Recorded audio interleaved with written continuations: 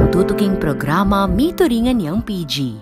Kailangan ng antabe at gabering pengari karing kaya na ka naman albe.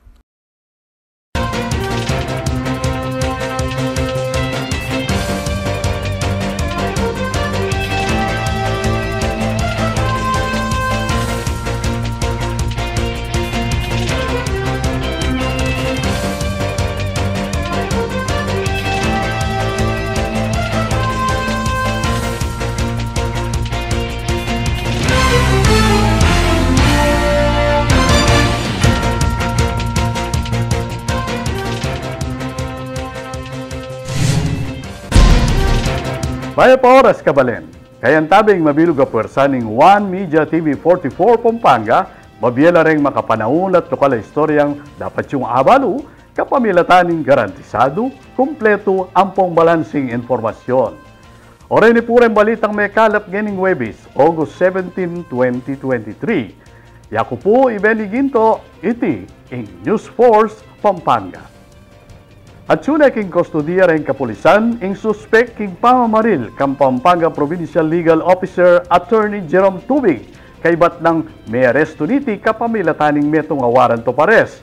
Ayon ng report ng Patricia Mamangon.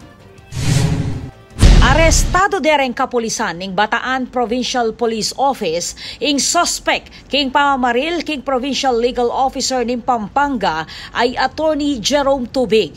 Iti impepasyag ng Governor Dennis Delta Pineda, dikil king estado ning pangarakap ning suspect amemaril kanu kang Attorney Tubig inyang abak ning April 17, 2023 king Ciudad San Fernando. So, sa magandang pong balita at yung suspect ho natin sa nangyari kay Attorney Tubig last April, nahuli na po. At pumunta po sa akin ng Bataan Police para sabihin na hawak na ho nila yung tao. At although ang warrant na ginamit po nila yung warrant natin, and still they have other case din po dun sa suspect na nangyari naman po sa Bataan.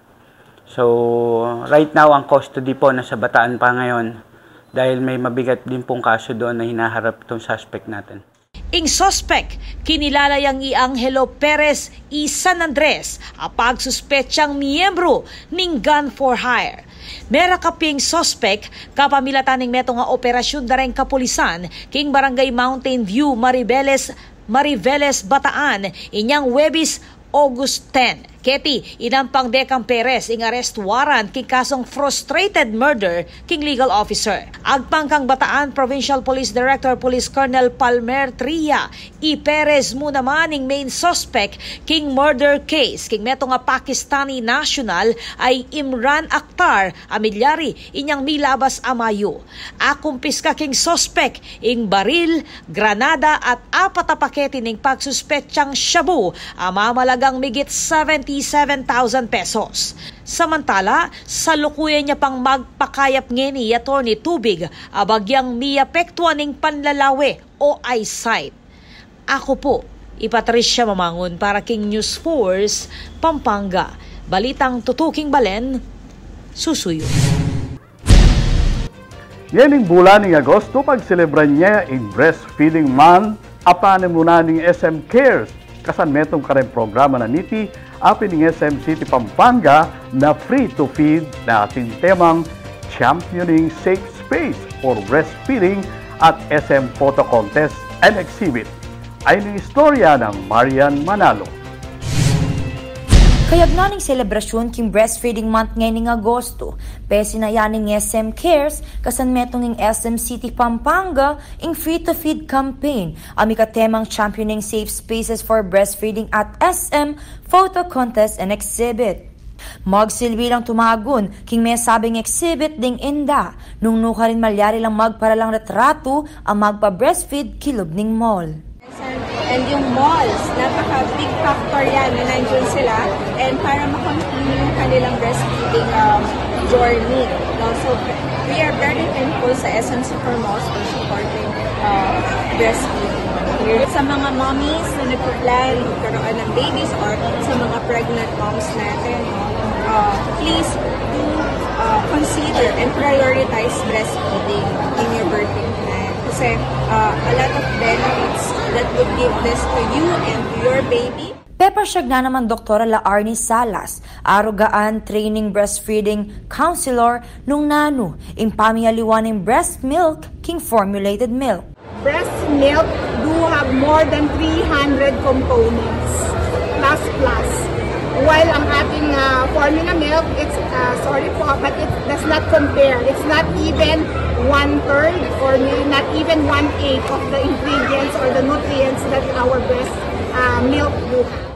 Makasuportala rin king may sabing programa din ng Dr. Aizel Marie Grace Macalino, City of San Fernando Pampanga Council at Andrea Francesca Madlang Bayan Rodriguez, SM Supermalls Assistant Vice President for Operation.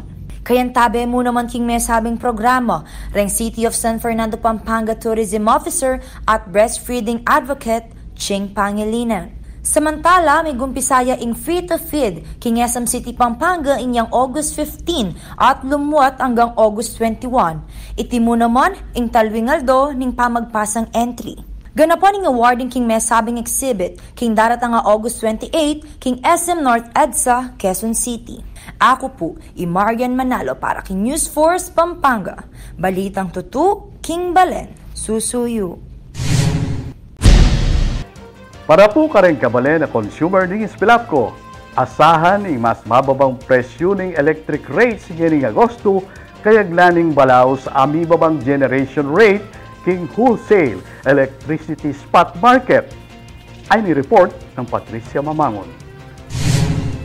Ngening bulan ng Agosto, asahan ng mas mababang presyo ng kuryente. Yan ang belita ng San Fernando Electric Light and Power Company o SFELAPCO para kareng hanggang consumers darete king syudad San Fernando ang pong Florida Blanca. Ngening bulan ng Agosto, balaw sa mibaba ang generation rate king wholesale electricity spot market o WESM nung nuka rin niya pansamantalang sasaling kuryente ng SFELAPCO. Ing generation charge ing puhunan ng kuryente ay ang sasalwan king WESM o magsilbing generator ng kuryente. Uling mababa yung demand ng kuryente ngayon ng kauran, may ganyang 5.7 pesos yung magsilbing average price per kilowatt hour king generation charge king merkado. Iting sangkan, inya mas mababa yung bula ng electric bill ngayon August 2023. At ngayon bulan, tinukluya mo king 10 pesos at 50 centavos yung kabilugang presyo ng kuryente per kilowatt hour. Ametong kanu, kareng peka mababa king mabilog alalawigan ng Pampanga. Mas mababa iting pesos per kilowatt hour kumpara king electric power rates inyang July. Ginaransya na mo naman ng SFELAPCO na alang mibayo king presyo ng distribution charge ayang miraras king kumpanya. Panalakara na mo naman ng SFELAPCO management ing makapamye reliable at mas murang kuryente kareng kayang consumers kabang panatilyan ing kalidad ning karelang serbisyo. Asahan da kanureng consumers ning mesabing electric company apairaling transparency bang apapabalo reng sangkan amaka apekto king electricity bills. Ako po, Patricia Mamangon para king News Force Pampanga. Balitang tutuking balen, susunod. Atin pa mga paling balita, king pa magbalik ng News Force Pampanga.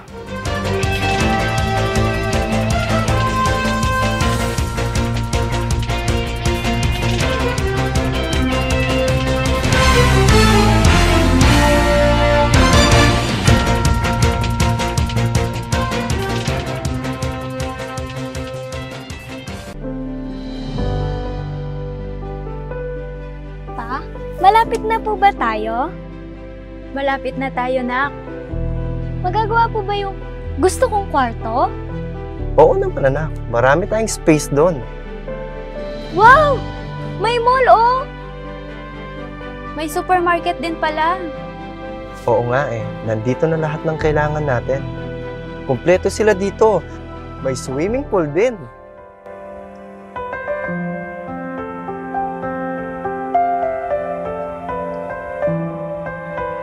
Daddy, I'm proud of you. Hindi ko rin naman ito magagawa mag-isa eh. We're home na pala!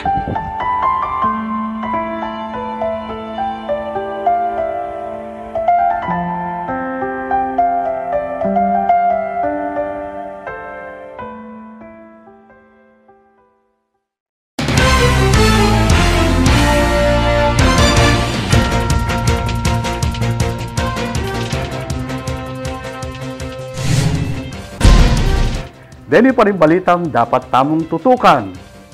Kapamilataning pamisaup-saup dareng Korean community, may kapagpadala lang relief goods at cash para kareng kabalen na biktima ng milabas sa bagyo. Aning report ng Hazel Fernando. Midakay ang saup kareng mituran at apektado ning kalamidad king Pampanga in Korean Community Association in Central Zone, apeni muna ning pamuntukda na Choi Jong-pil king Kapitolyo inyang Miyerkules, August 16. Mismong i-Governor Dennis Delta Pineda ing tinanggap kareng binyeda reng Koreano. Kayabe kareng pemyeda ing kahun-kahun na Korean goods, antining noodles, canned goods, aliwa pang pamangan at inuman, kabang miyang pangla naman 500,000 pesos cash. Agpangkang Choi Jong-pil, itikanu ing contribution da para karing balen, a biktima ning mata sa albog, inyang milaba sa bagyong Egay at Falcon. We heard there are many victims from the typhoon in Pampanga province, so we feel same sympathy to the victims. So even though we are different nationalities, Filipinos and Koreans, we would like to help. Pasalamat naman Pampanga Governor Dennis Delta Pineda, king grasyang dinake na ning aguman. Ako po, Hazel Fernando, para King News Force, Pampanga. Balitang tutu, King Belen, susuyo.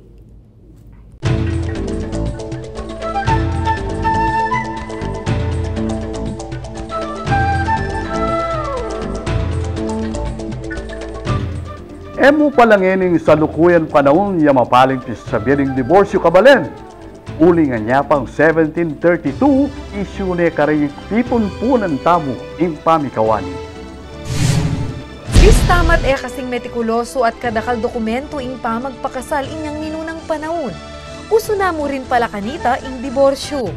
Patunay pinketi deng terminong miwale o pamikawani pauli ning pamikasundo. Mikawale o kasunduan na pututa na ing relasyon.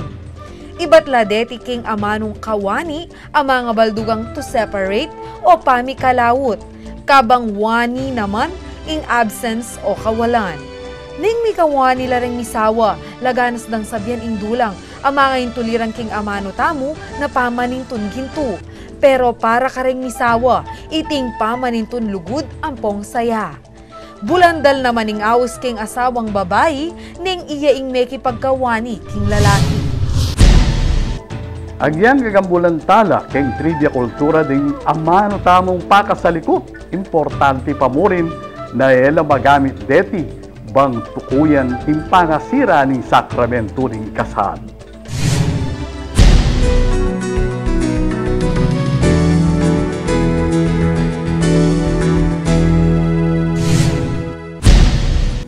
Kakatamong pakibaluan ng bilining panahon king lalawigan kilob ning 24 oras ay ni report ng Hazel Fernando. Makatas ngeni ing thunderstorm advisory king aliwang parte ning Pilipinas, kayabe ing Central Luzon.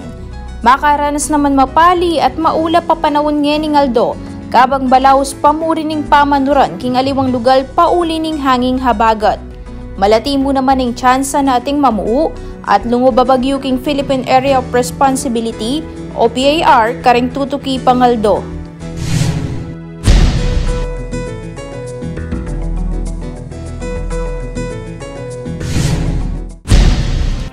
Kabalen maging parti kasing pamagbalita kit king News Force Pampanga. Nanumang kaganapan, isyo reklamo king kay kayong lugar. Malyaring may kwento, mo'y sumbong, kapamilatan na rin numerong mayakit king kay kayong screen. Malyari mo namang mag-post king kay kaming Facebook account. Panalakaran ng News and Public Affairs Team ng One Media TV 44 Pampanga, nga dinan kayong mata sa kalidad ng lokal na pamagbalita bilang palatang serbisyo karing sablang Kapampangan. Ail Benyula, gening Webis, reng may kala pa istorya ketiking probinsya. Yaku po, ibeniginto. At iti, ing News Force Pampanga. Balitang tutu, king Balen, susuyo.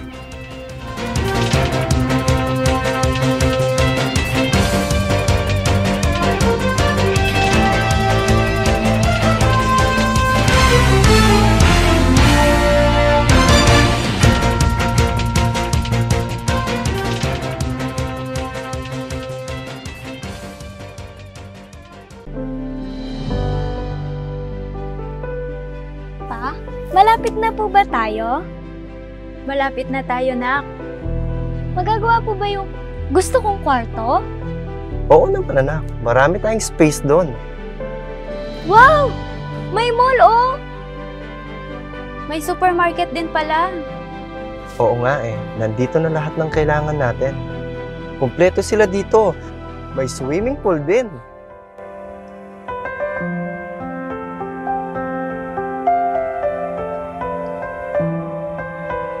Daddy, I'm proud of you. Hindi ko rin naman ito magagawa mag-isa eh. We're home na pala!